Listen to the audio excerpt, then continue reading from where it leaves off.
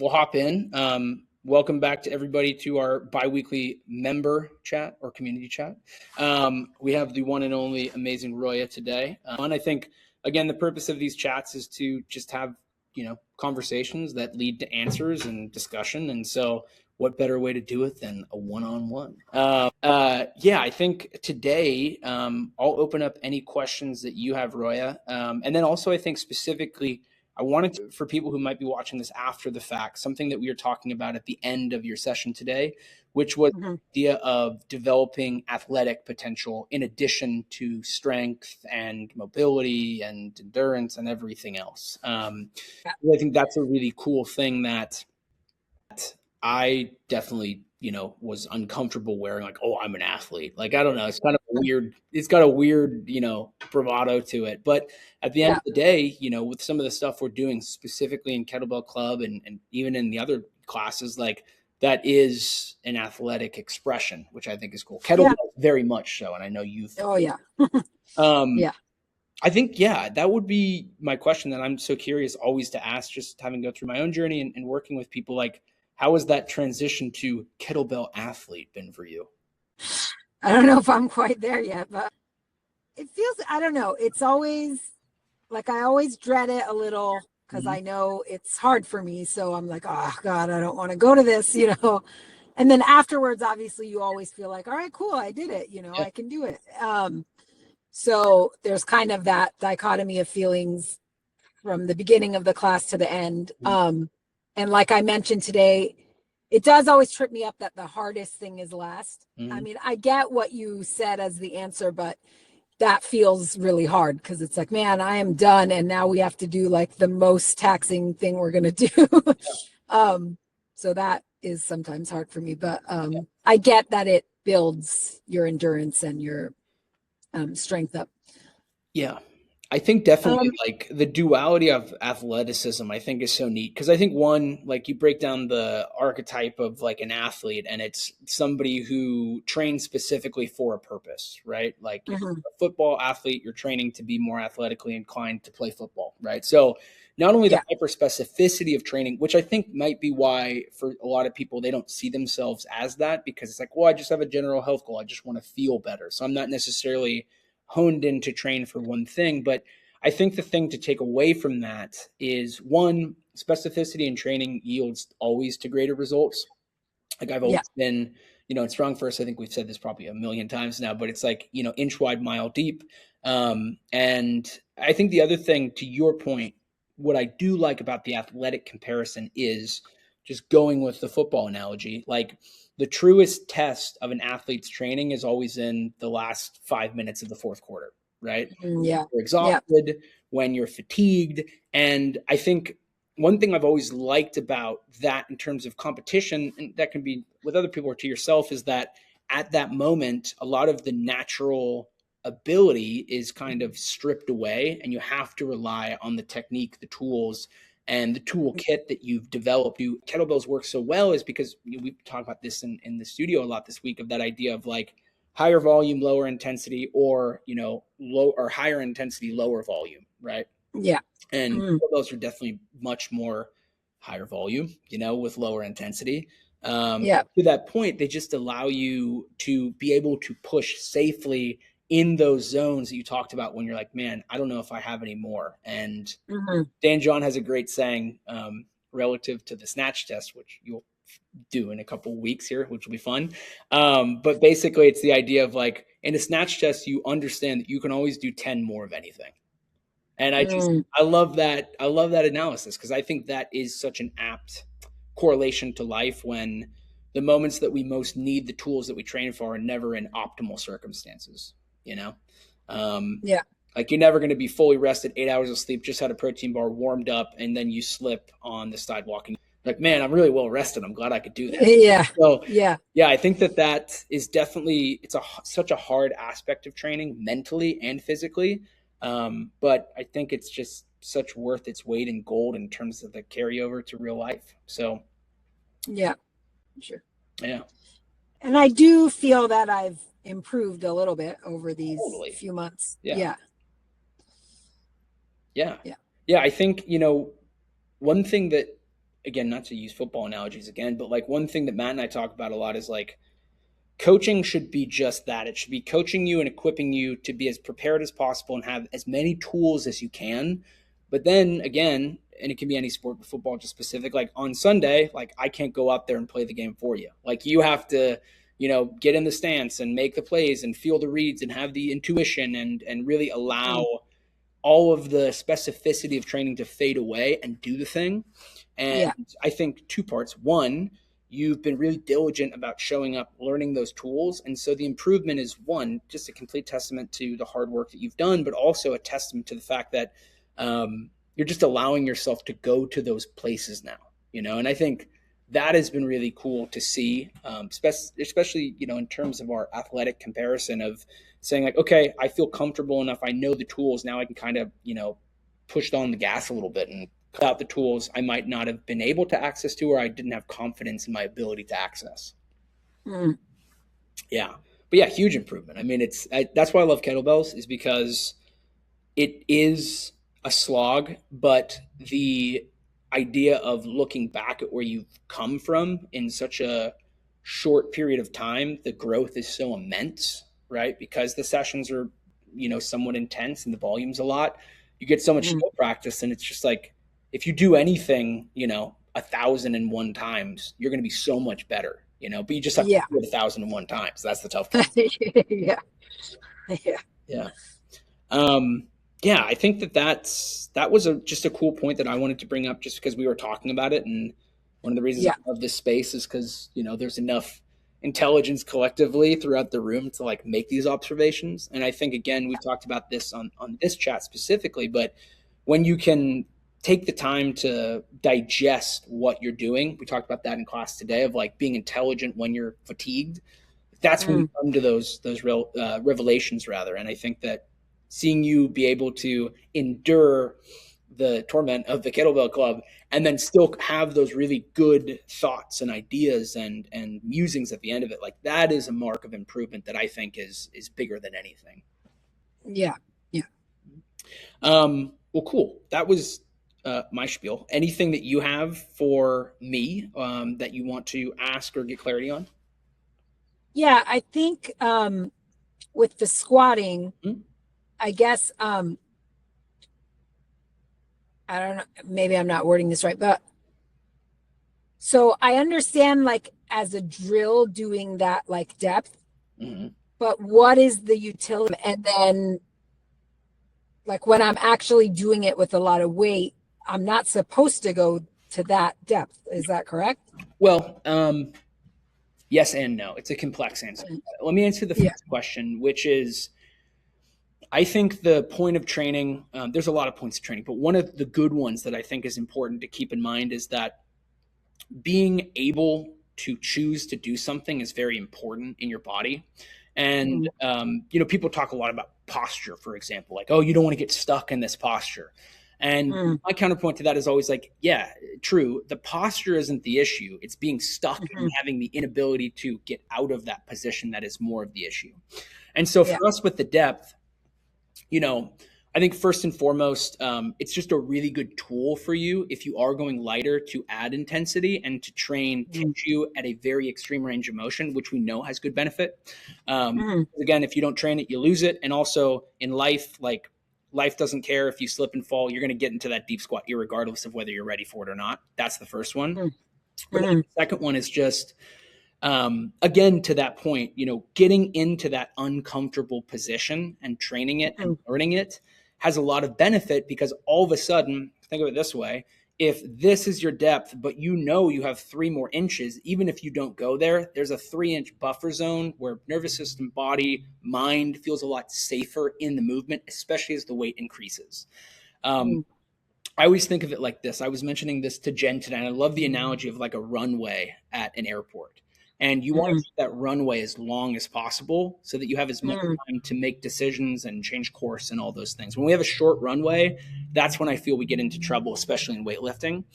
And Mm. so adding that depth and having the ability to sit in that position just gives you that forethought, awareness, or comfort to know that, hey, I'm not at the very end of my runway. I have more. Mm. Yeah. And to your point specifically, just to address the idea of like why train it if I can't get up from it, my counterpoint to that would be you can't get up from it now. Yeah. And that's the other thing, just like with the athleticism and the kettlebell club, if we can get you to a point where you can get as deep as you were, even under 10 pounds on each side, like that's a huge increase in athletic ability. And then that goes to the point of like we were talking about hip flexor specific, which doesn't really matter, but that idea of developing athletic potential. And it's just how much of your body can you recruit and use. And now we got another 3 inches that we can use, maybe not to lift 500 pounds with, but to lift 20, to jump, to run, to et cetera, et cetera. That is a really cool benefit. Second question, remind me just one more time. What was the second question again?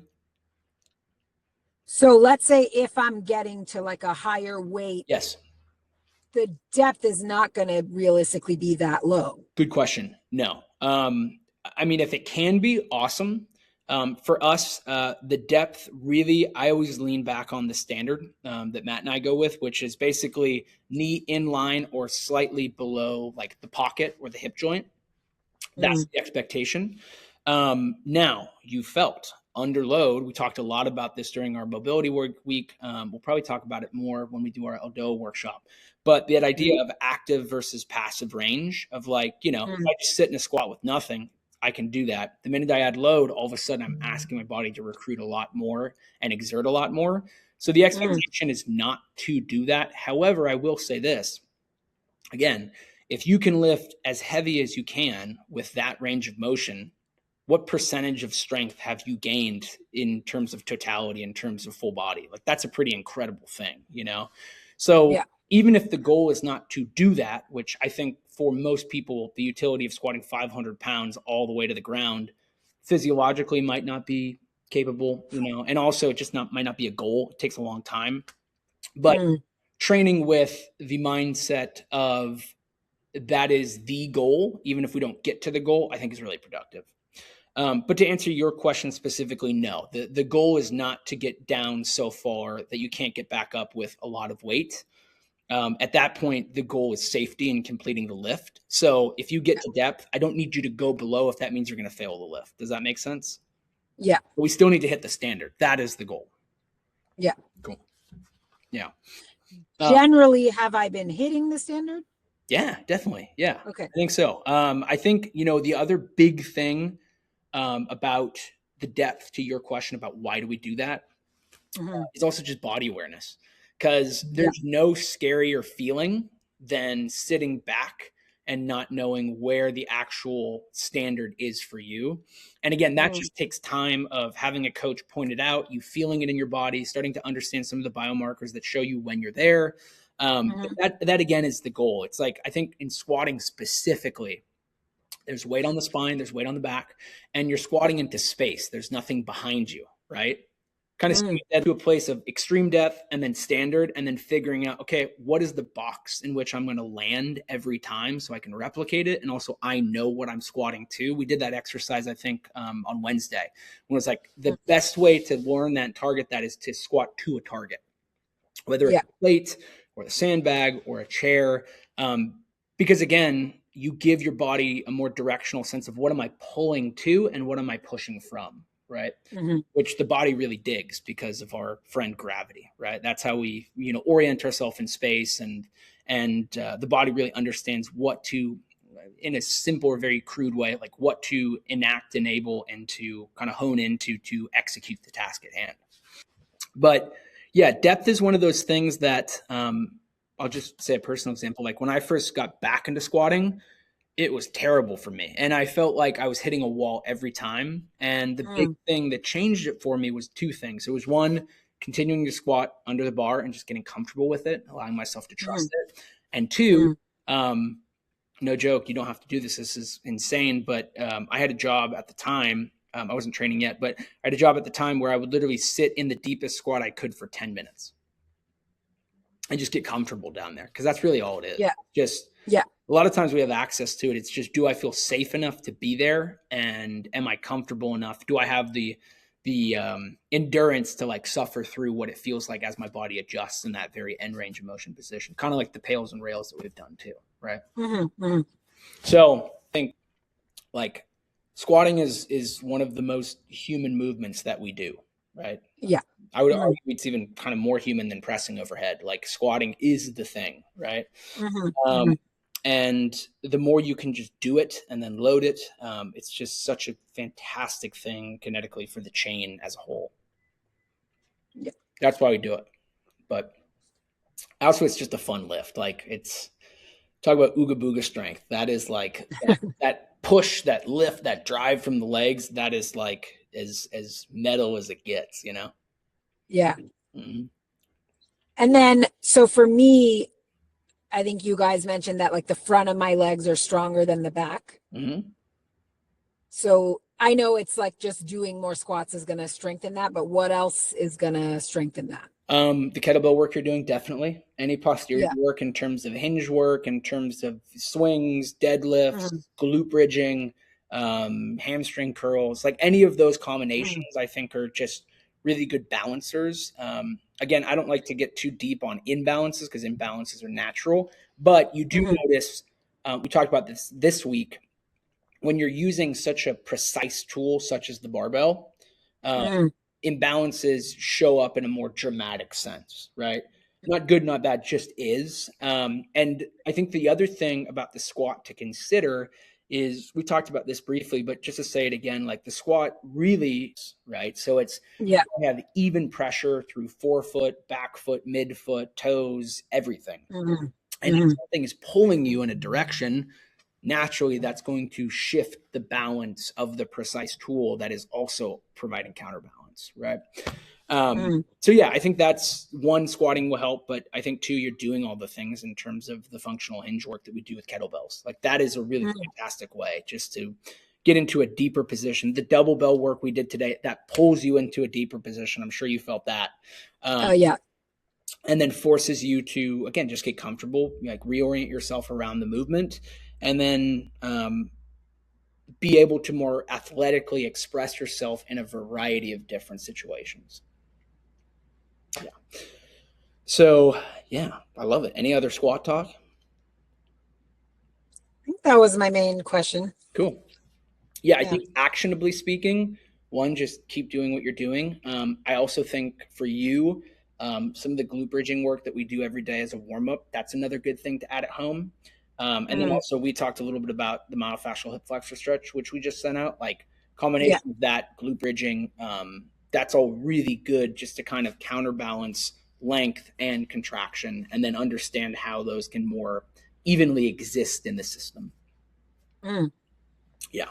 But yeah, I think again, like we talked about it, to get better at something, you have to do it 1,001 times. Like you're doing a lot of reps here, and just being able to practice the skill, like we talked about grease the groove in this meeting and some other things, like Mm-hmm. that's a really good way just to continue to, with less kind of effort and exhaustion and fatigue, continue to work at that biomechanical skill. Mm-hmm. Yeah. Awesome. Any final thoughts?